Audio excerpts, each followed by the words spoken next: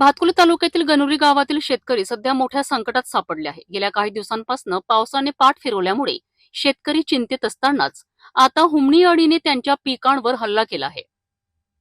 नरेंद्र कडू या शेतकऱ्याच्या 5 एकर शेतीतील सोयाबीन पीक या अळीने पूर्णपणे उद्ध्वस्त केले आहे।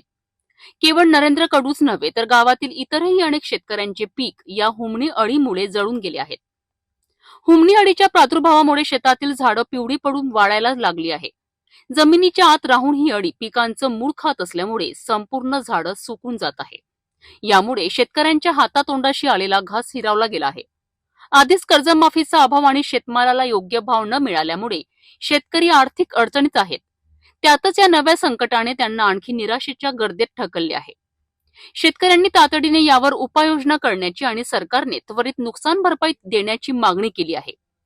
जर वेळीच मदत मिळाली नाही तर शेतकऱ्यांचे आर्थिक नुकसान आणखी वाढण्याची शक्यता आहे। शेतामध्ये कृषी अधिकारी चेडे उपविभाग Chede sir, Deshmukh sir, madam, Kotane madam, Malle साहेब, सर्व टीम आली। त्यांनी शेतकऱ्यांना पूर्ण माहिती चांगल्या स्वरूपात समजून सांगितली, परंतु शेतकऱ्याची मनस्थिती आज जाग्यावर नाही आहे। कारण त्याचा झालेला खर्च आणि येणारं उत्पादन याच्यामध्ये शेतकरी त्रस्त झालेला आहे।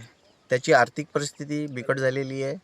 शासन याच्याकडे किती लक्ष देईल याचा अंदाज आम्हाला अधिक शेतकऱ्यांना नाही आहे।